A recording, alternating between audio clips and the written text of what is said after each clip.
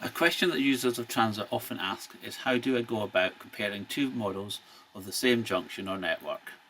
That could be to compare the performance of the network after some improvements to it have been made, or to check that the differences in network data are as you expect.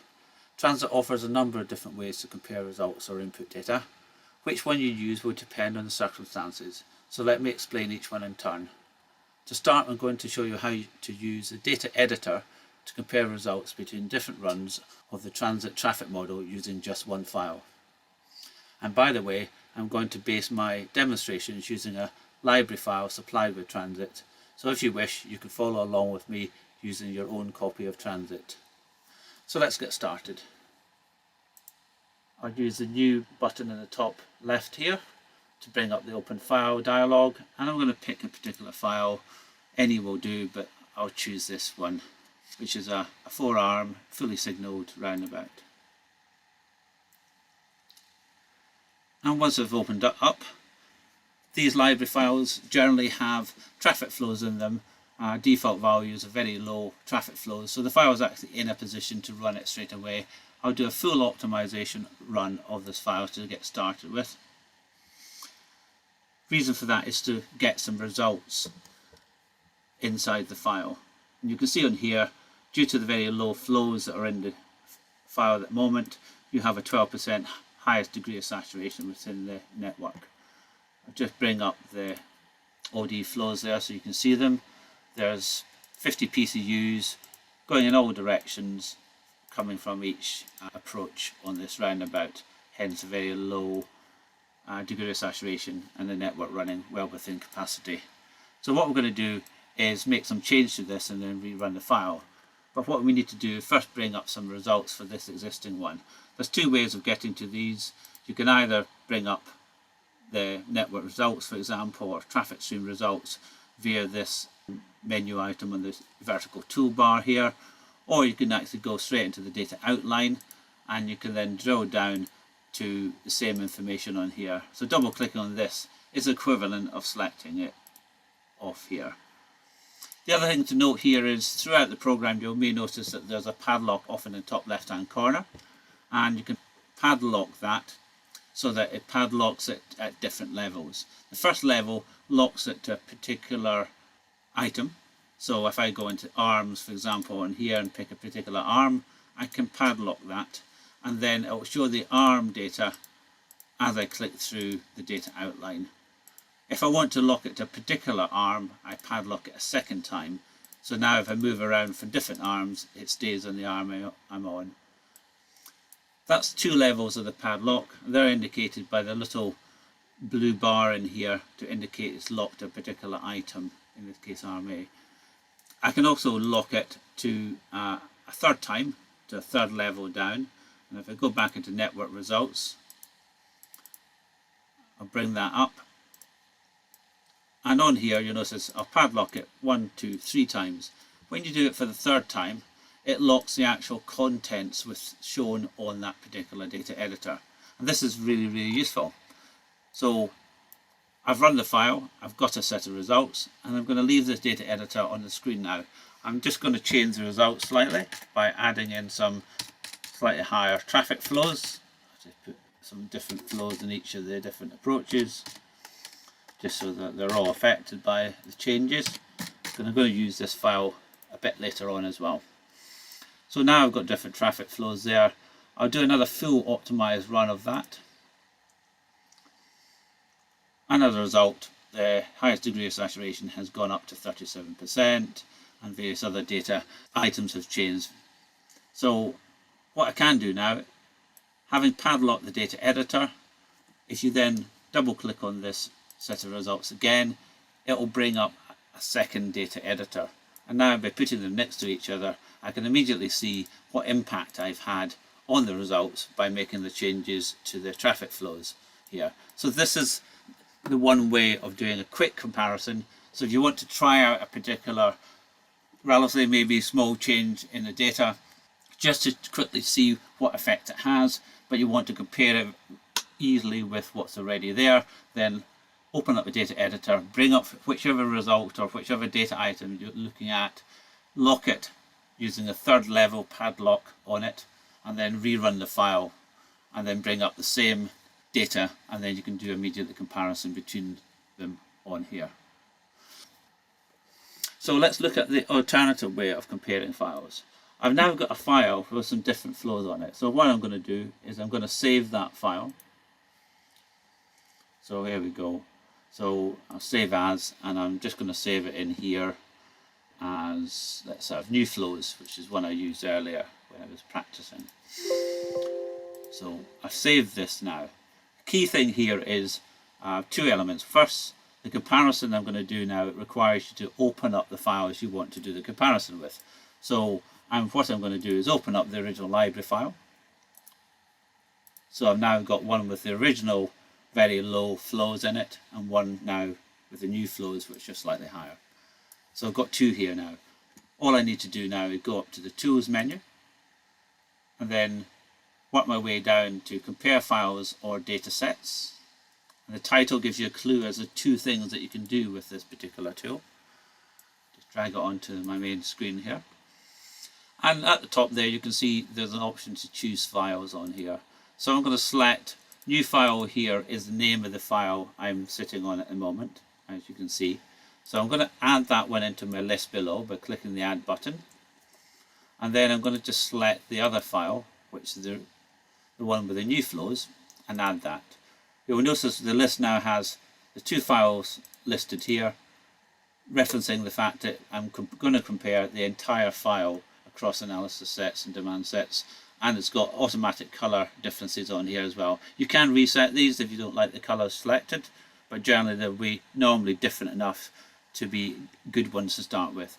You can compare more than two files. You can compare 3 or 4 or 5. 4 typically ends up being a comfortable limit, and you'll see why when you actually look at the actual outcome of this comparison.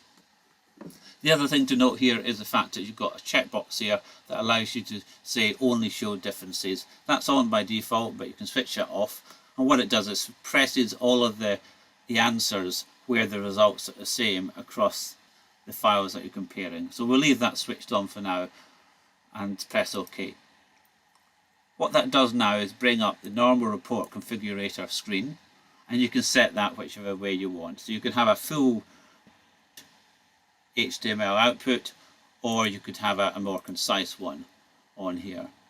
So I'll select everything just to make sure that everything that's in the file is going to be there, and then generate the report. Because it's selecting everything, it will take a little while to run, quite a lot longer than the actual runtime of the traffic model, you'll notice.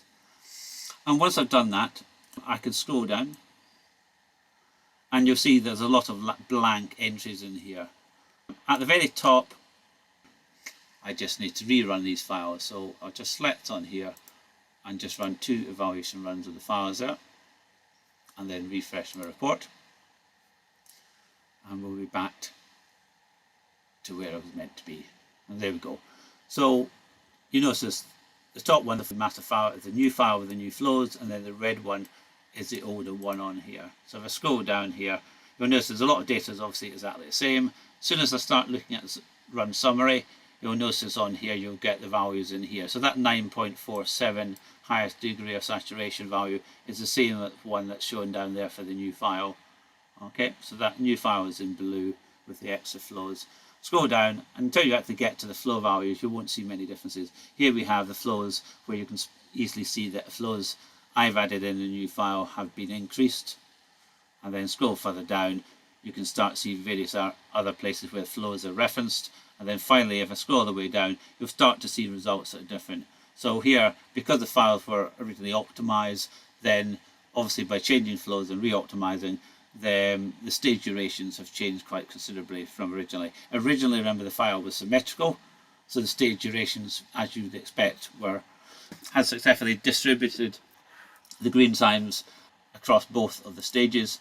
Once I boosted flows from one approach over another one, then obviously the stage durations had gone up on one at the expense of another, as one would expect.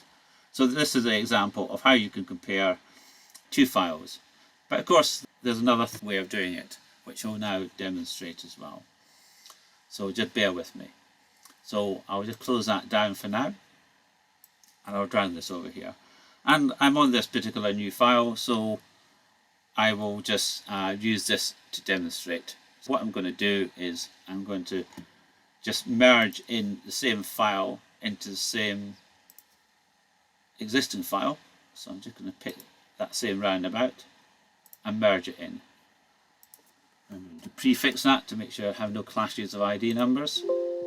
Network successfully merged in. So now I've got two junctions here, both identical in effect, and I'm going to make changes to one of them. But before I do that, what I need to do is set up a way of doing a comparison. Easiest and quickest way of doing that is to use the select tool on here. So you use a rectangular selection to pull across the junction here on the left, which is call it junction 21, given that's the name of the local OD matrix within that file. And now make sure you have the crosshairs using the cross arrows on here before you right click and say add to new collection. And I'm just going to call that junction 21 to identify it that way. And that's been added into the file. And then all I need to do is do the same for the other one. Crosshairs on the mouse cursor, right click, and then you notice there's the option to add it to the existing collection now, but we're going to create a new one as well, and let's call it junction 1. And there we go. What this has done is creating two collections, and if you notice on the data outline, you'll see here two collections, J1 and J21. J1, you notice how it highlights the actual items within that collection within the network diagram to make it easy to identify which one is which and what items are within it. That you can manually make up that collection yourself, and there are various tools within the actual collection list to do that, but as I said, the selection tool is actually probably the easiest way to create them in the first place. The beauty of this is the fact that I can now go into one of these and make some changes. Again, I'll just change some traffic flows on the OD matrix, and let's just move these all up a bit.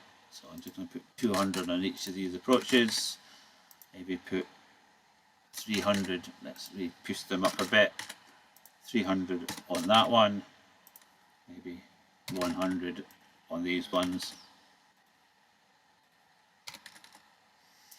and I can leave these as they are.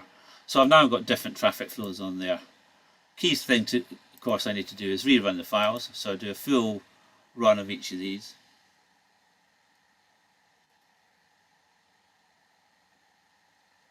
Of course, I could have changed any other things along here.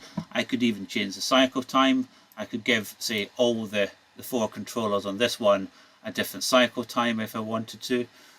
That's perfectly okay in this context within the core transit model, because this is one complete separate network from the other one, so they can run on separate cycle times without any particular modeling issues coming up as a result of that.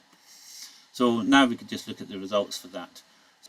If I scroll back up to the collections and open up the tree structure a bit more, what you'll notice is you get all the normal standard results that you get for the whole of the network combined. That's still there, by the way, it's not disappeared. You still have access to both junctions combined, but they're of less interest when you're trying to do a comparison. So I can open, say, vehicle summary on here. Remember to padlock it first to the topic, which is vehicle summary, and then secondly to that particular junction, junction 1, that particular collection. So if I now double click on this, it will bring up a second one of these, and by default it happens to be sitting on junction 21. Again, double padlock it so you don't lose it. So even if you move around here, you'll still retain that information on there. And that, of course, allows you to do a direct comparison side by side of the two different results.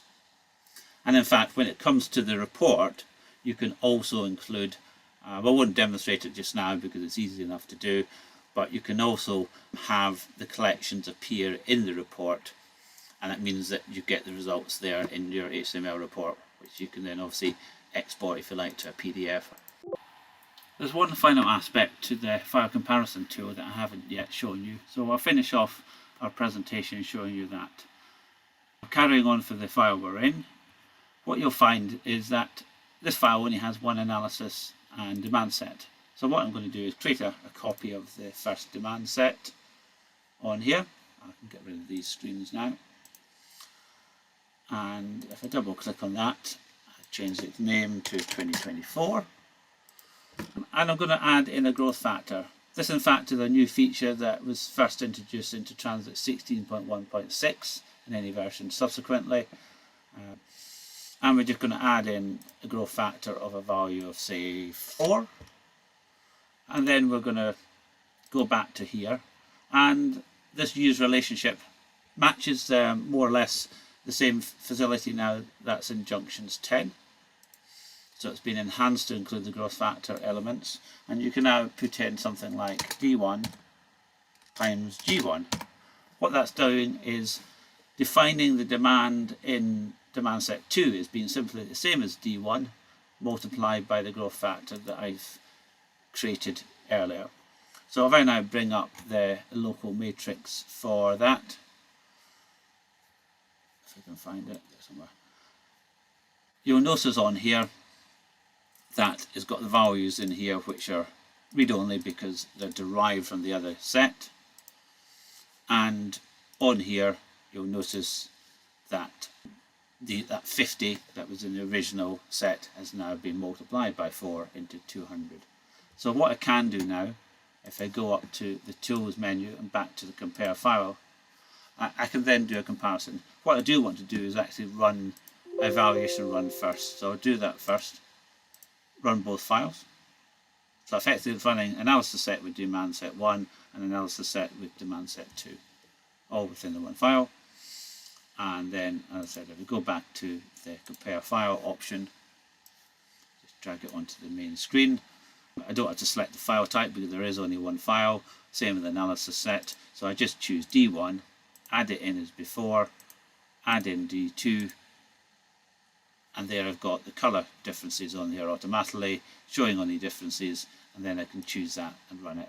And I can either have a subset or a full generated report. I'll generate the whole thing again, just for completeness. And when that's finished, you'll notice the usual red and blue reminder at the top. So blue is D1, and then demand set with the higher flows, which are multiplied by 4, are in red. And if I now scroll down, not a lot of differences obviously in various data items there at the top. As soon as you get anything to do with results, you'll notice the differences. And as I scroll down to the traffic flows here, you'll notice how you've got the new flows there represented. And of course, as I said, once you get onto the actual performance of the individual traffic streams within a network, you can see what the impact has been on things like queues and delays as a result of the far greater traffic flow values that I have in that file. And that's the end of that particular way of doing comparisons. And that's the end of the presentation. Thank you for listening, and hopefully you now understand how to do comparisons within TRANSYT using the 3 different methods that I've just demonstrated.